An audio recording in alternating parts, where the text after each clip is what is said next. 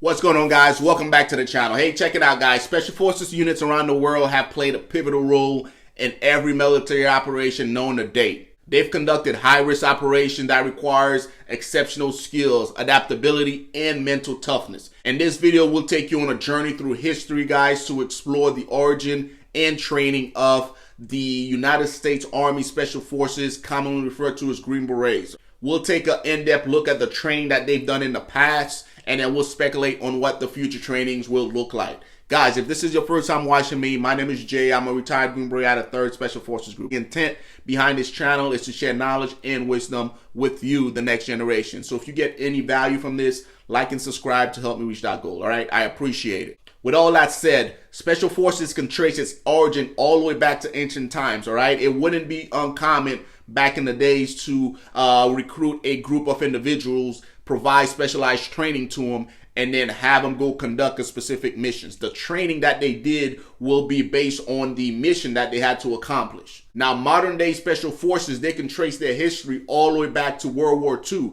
In the 1940s, some British commandos and also the OSS out of the United States were involved in World War II doing work behind enemy lines. They were the ones that laid the platform for what we today know as Special Forces. Now, in speaking about Special Forces, I'm going to be focused on mainly Green Berets, United States Special Forces, mainly because that's my area of specialty. I spent 20 years working in the military as a Green Beret. With all that said, guys, let's jump right into it. Now, Green Berets, Special Forces, we can trace our lineage all the way back to 1942 when the OSS was created. Now, the OSS was created for a specific task. It was created to collect intelligence. It was created to conduct sabotage. It was created to support the resistance fighters' freedom of movement during World War II.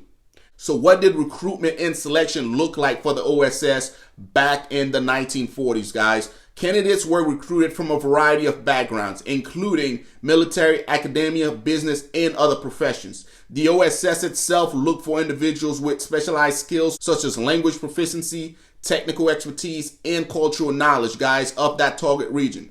Recruits were often chosen for their adaptability, resourcefulness, and the ability to work effectively in a clandestine operation. Now, once they were recruited and they got selected, they then went on to receive specialized training. Now, the OSS had a couple of different training facilities, all right? It had one up in Area B in Virginia and then Camp X up in Canada. Now, their training itself covered a variety of skills to include espionage, sabotage, and intelligence gathering techniques. They also covered a variety of different topics to include weapons handling, explosives, radio, code breaking, and covert communication. All right. They also did a bunch of tradecraft and espionage, which makes sense, guys, since they were trying to operate behind enemy lines. Are you interested in attending Special Forces assessment and selection? Are you prepared to go? Have you done everything that you can that's within your power to ensure that you're able to attend, crush, and get selected? If there's any hint of hesitation there, guys, more than likely the answer is no. With that in mind, I want to give you another tool that you can gravitate towards that's going to help you get that much more prepared. If you haven't done so already, guys, check out the description box below. Go to the Patreon. There you'll have access to a variety of prep courses that I put together geared towards helping you attend and crush Special Forces in selection. Once you get signed up, you'll get access to the Discord where at any given times, there's 90 other dudes on there that's currently going through the Special Forces journey. Some of them are currently at airborne school. Others have just graduated basic and AIT. Others have been a selection. Some have gotten selected. Some haven't. But it's a community that I'm trying to build to give you guys an outlet so you could communicate with guys that are currently going through the same process. And on top of that, guys, you'll get access to me at any given times for any question that you might have. So if you have any doubt, guys, on whether or not you are ready to attend, I encourage you to check out the Patreon, all right? It's going to cost you $19 to either live a life of fulfillment or a life of regret. Fulfillment in knowing that you paid the $19 to go get the information that's going to give you the edge over the next dude to attend and crush selection. Regret And knowing that you didn't spend that $19 to give yourself an edge, now you attended and failed selection. It's $19. If you don't like what you see at the Patreon, you can always cancel your subscription, guys. The intent here, guys, is to help you prep so you could attend and crush selection. So if you haven't done so already, go over to the Patreon. I'll see you there. Now, they also receive information on intelligence gathering, counterintelligence, and they learn how to relay that information discreetly. Now, that was World War II, guys. That was the OSS, pre-Special Forces, pre-Green Beret era. That was the type of training that they did. That was the selection that they did. That was their Q course. Now, fast forward past World War II, Colonel Aaron Banks has left the OSS. He is back in the United States Army, and he decides to establish what we now know as Special Forces Green Berets in 1952. He also had a colleague that left the military, went to the civilian sector, and established a unit that you might be familiar with. We call them the CIA. Now, what did Green Beret Special Forces look like post-World War II era, entering the Cold War era? Now, once Green Berets were established, we didn't really have the selection process down yet. That didn't come about till later on. SF was not a branch yet, so it was still individuals volunteering to go do that job. They would volunteer, do that job, and then go back to their units.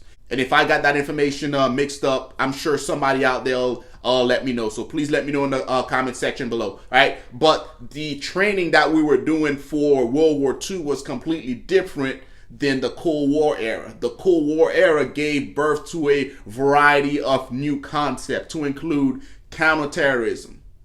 There we saw the creation of the Navy SEALs, Delta Force. And then we also saw the emergence of technology, to include the UAV and a variety of different air-to-surface missiles. We also saw a variety of different training techniques, to include the Halo jump, the Halo jump. And then we also saw the concept of team exercises. Now we're doing exercises with other nations, because we had a certain enemy in mind, so we would collaborate with all these different nations to ensure if we go to war again, we knew how to fight together. Kind of like what we did in World War II. The Cold War era forced Green Berets to adapt and become more versatile like never before. For the first time, we were learning how to use technologies. We were learning how to use different infill platforms. And then we were learning the concept of terrorism and counterterrorism and figuring out how to defeat it. Skills that would be very helpful for the conflicts that came later on, such as Vietnam and other hotspots around the world that we served in. Now, Green Berets went into Vietnam, guys. We did work, and we came out on the back end. Vietnam was a different beast, and it revolved mainly around guerrilla tactics and also jungle warfare. So as Green Berets, we adapted. We learned to fight in the jungle, and then we came out on top. Now, fast forward to our modern day Green Beret. We are better than we've ever been before. We have a selection process that's airtight. We have a qualification course that's like no other. And we have the advantage of being in the most technology advanced country in the world. Now, I know that's up for debate. You could leave your comment in the section below, whether it's China or Japan. But to me, I think we are it. Our selection process, guys, is meant to choose the right individual. And our qualification course is meant to give that individual what he or she needs to be able to successfully step foot into that team room and thrive. Now we also have a variety of schools, to include Halo, Scuba, Sephotic, Sniper, to ensure that our Green Berets are well-rounded and are able to go wherever the nation needs us to do work. Now, we've also incorporated technology into everything that we do. Whether it's the ATAC, whether it's our new UAV system, whether it's our radios, we are right now at the tip of the spear, and we're exactly where we need to be able to handle whatever conflict the enemy might throw at us. So what does the future look like for Green Berets? What does selection, what does training look like for your modern day Green Berets? Now, I know whenever I was in prior to getting out, we were looking at testing a variety of different platforms, to include incorporating a new MOS that would revolve around cyber. Cyber is a threat, and it's one that we're dealing with every day. So that is currently in the works. When that's going to happen, guys, I don't know. Now, another thing that we might want to keep in mind as Special Forces operators is the war that's currently going on with space. What role does SF or Special Forces or SEALs or MARSOC or any other entities out there play in that? I'm not sure yet, but I know it's coming, right? And as the tip of the spear, we're always up front, ready to take the fight to the enemy, whatever that looks like.